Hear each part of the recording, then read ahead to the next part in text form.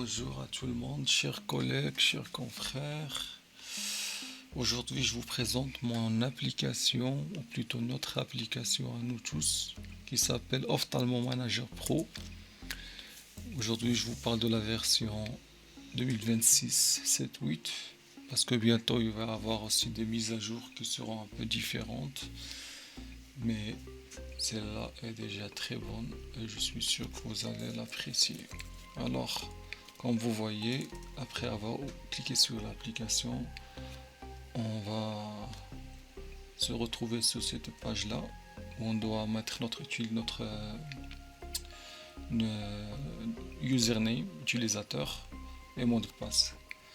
J'ai déjà fourni à chacun de vous un utilisateur que vous allez trouver sur le fichier PDF qui est juste à côté de l'application sur les PC informatiques, les postes informatiques où il y a l'application. Vous vous connectez tout simplement. Je vais vous expliquer de quoi s'agit-il, quelles options on a sur l'application et bientôt il va y avoir aussi encore plus de features, comme on dit en anglais. Ici on a cette side panel qui est juste à côté à gauche. On a le dossier patient. On pourra filtrer nos patients par équipe, par médecin et par période aussi, cette semaine ou aujourd'hui ou tous. Cette liste que vous voyez là, c'est juste une liste de tests, c'est pas des vrais patients. On a aussi le cahier opératoire, on pourra mettre les interventions qu'on va faire ou qu'on a déjà fait. On a l'agenda, paiement, caisse à rapport, ordonnance, certificat. On a même l'échelle d'acuité visuelle ici pour faire le test d'acuité visuelle à partir de notre ordinateur. On a aussi le test de couleur et on a aussi la gestion du stock pour gérer le stock, le consommable et tout. Et on a aussi un calculateur de lentilles, puis on a les paramètres. Alors là, on va commencer par parler de chaque rubrique une par une. Là, on commence avec la plus importante, le dossier patient. Là, on commence par cliquer nouveau patient, puis on va mettre le nom du patient ici, par exemple patient test présentation. Ici, on a le choix entre un calendrier pour choisir la date de naissance, mais ça prend un peu de temps, alors ça serait mieux que de juste écrire. Par exemple, un patient qui est né le 01, 02, le tiret, ça s'écrit automatique. On n'a qu'à besoin d'écrire les numéros. On ne met pas de tiret, les tirets sont mis automatiquement. 1900 par exemple, 60. Et regardez ce qui se passe ici. L'âge a été automatiquement généré. On a 66 ans. Ici, on a le pays qui est par défaut sur le Maroc, mais qu'on pourra changer. On a le sexe, masculin, féminin, et on a l'équipe. En général, si vous vous connectez avec un utilisateur qui est déjà assigned, qui est déjà lié à une équipe, vous n'avez pas besoin de mettre l'équipe ici, ça va être mis automatiquement. Même chose pour le médecin, pas besoin d'écrire le médecin. Je vais vous donner un exemple. Regardez, je vais me déconnecter. Je vais me connecter avec un utilisateur qui est déjà assigné ou lié à un patient, à un nom de médecin. Il va automatiquement s'afficher. Regardez là, on a directement le nom ici, automatique, et l'équipe aussi, automatique. Mais on peut changer si on veut, mais c'est déjà automatique, ce qui est bien. Alors, on va mettre n'importe quoi ici, 02 1960. On pourra mettre le numéro de téléphone de cette manière, par exemple. Je vais vous dire pourquoi c'est bien de mettre un numéro de téléphone par la suite. En cliquant enregistrer. On peut aussi ajouter la photo du patient ici. Pourquoi? Parce qu'après on pourra la voir sur la fiche d'examen. Alors je vais faire en sorte qu'il y a une photo d'un patient. On va le dire ici, choisir une photo. On peut choisir n'importe quelle photo. Je vais choisir ma photo à moi. Enregistrer. Voilà, c'est enregistré là. On n'a qu'à cliquer 2 fois sur le nom du patient pour ouvrir la consultation. Comme vous voyez ici, on a le motif de consultation, Par exemple, le patient vient et nous dit j'ai un œil douloureux, ben, on l'écrit. L'histoire de la maladie actuelle, peut-être c'est un HNHTI ou un diabétique par exemple, sous insuline. Ben, par la suite, on a les antécédents médicaux, antécédents familiaux, etc., les allergies, traitement en cours, par exemple, s'il a déjà un traitement, ben, on peut l'écrire ici, par exemple, insuline. Pour enregistrer, on a le choix entre cliquer sur enregistrer comme vous venez de voir, ou juste cliquer sur CTRL S sur le clavier pour rendre les choses plus rapides. Ici, on vient vers l'examen clinique, la chose la plus importante pour nous, les ophtalmos. Ben, on a ici l'acuité visuelle non corrigée. On peut la choisir automatiquement, pas besoin d'écrire. On peut juste scroller et choisir. On a jusqu'à 20 sur 10 et on a aussi les comptes les doigts de près jusqu'à 5 mètres. On a le PL positif, perception lumineuse négative et on a les mouvements des doigts. Puis on a tout ça. 0,1, 0,2, 0,3, comme vous voyez, jusqu'à 0,9. C'est compte les doigts de près, tout simplement jusqu'à 9 mètres. Pas 9 mètres, mais 4 mètres,5, voilà. Puis on a ici corrigé avec les lunettes et on a aussi le meilleur corrigé. Une chose qui est bonne que je vais vous montrer après, si par exemple je fais le test d'acuité visuelle ici avec l'outil qui est sur l'application, par exemple ici, regardez ce qui se passe. On clique sur le bouton H sur le clavier pour cacher le truc là-bas, comme vous voyez je viens de le cacher, ou le montrer comme je veux. Ici j'ai le choix entre avoir des lettres, des chiffres ou des E directionnels, ou même des formes pour les enfants.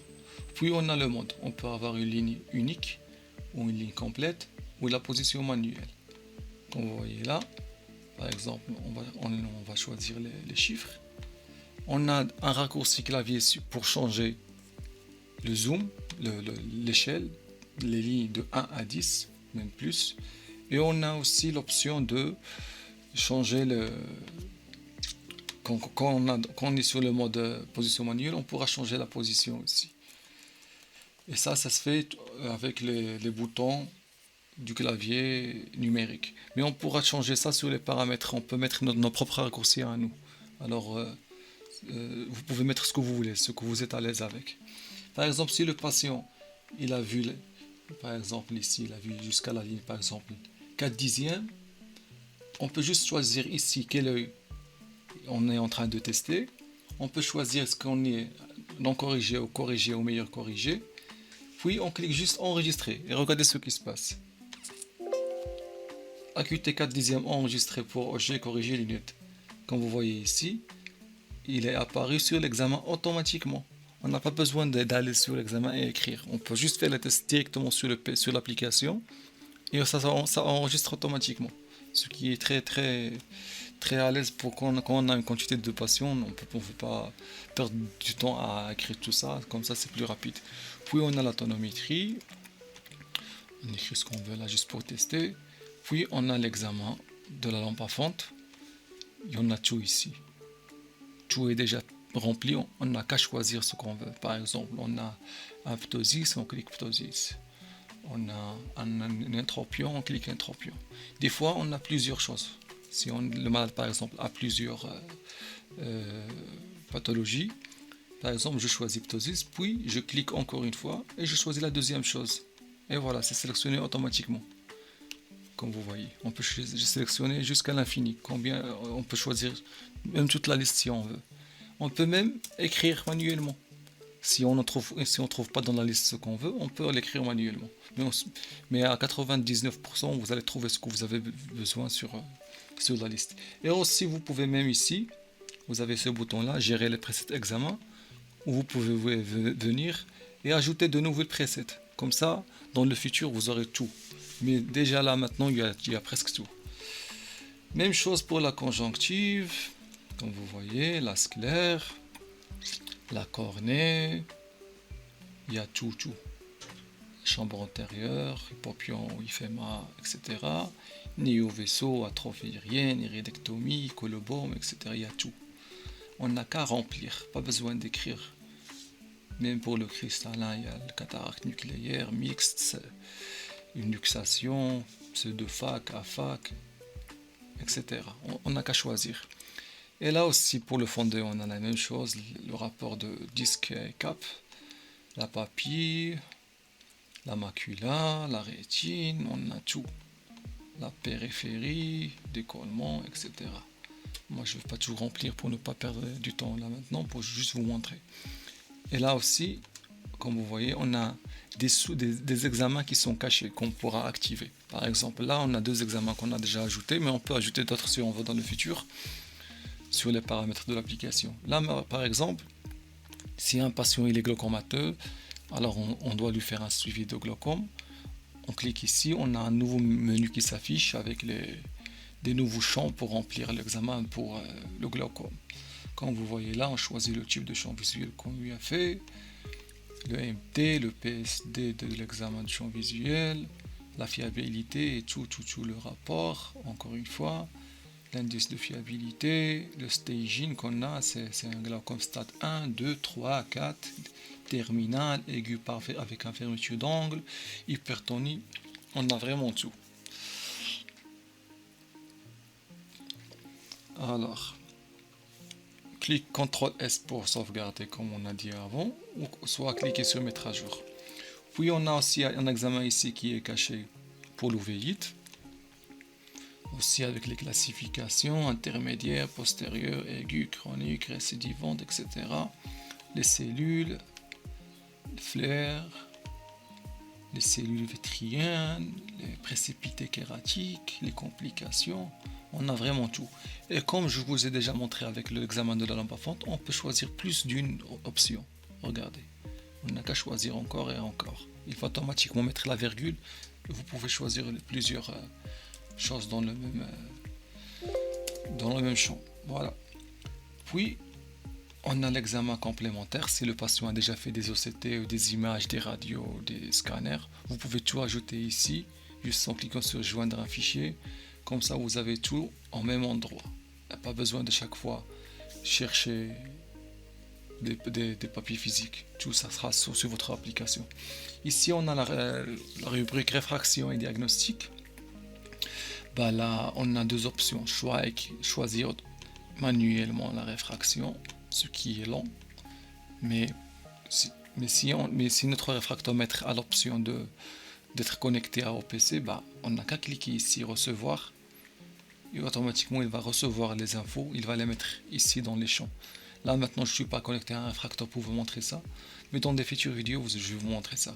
Et on a 2 boutons, un pour la réfraction subjective sont les cycloplégiques et un deuxième bouton pour la réfraction après skiacol, viapène, etc.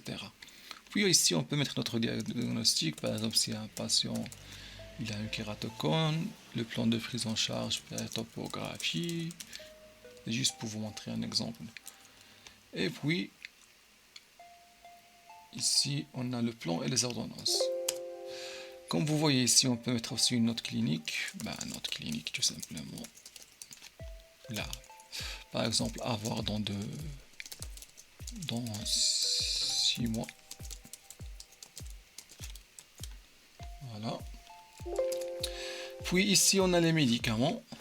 On a plus de 90 médicaments déjà préinscrits sur l'application. On n'a qu'à chercher en écrivant le début du mot et on va finir par trouver le médicament qu'on veut.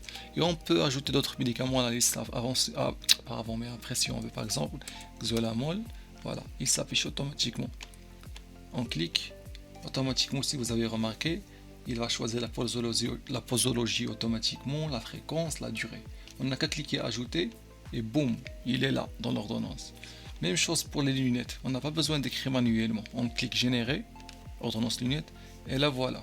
Si on veut générer ordonnance lentille, il va automatiquement calculer pour nous la différence avec la formule. On n'a qu'à cliquer ordonnance lentille et voilà, comme vous voyez la différence entre les lentilles ici et ici. Elle les a calculées automatiquement. Puis, on peut même générer depuis la réfraction cycloplégique si le patient il est cycloplégique, si le patient sa correction cycloplégique est la meilleure, on clique sur générer depuis la réfraction cycloplégique. Et on a ici encore un autre bouton qui s'appelle calculer addition presbytie pour les patients âgés. Si vous vous souvenez bien, au début je vous ai dit on a mis l'âge. Avec cet âge là, il va automatiquement calculer l'addition de presbytie. Comme vous voyez là, il nous a donné plus 3 appliqué parce que l'âge c'est 66 ans. Elle est là, comme vous voyez, c'est automatiquement sur l'ordonnance. On n'a qu'à sauvegarder, puis on descend ici et on va cliquer imprimer l'ordonnance.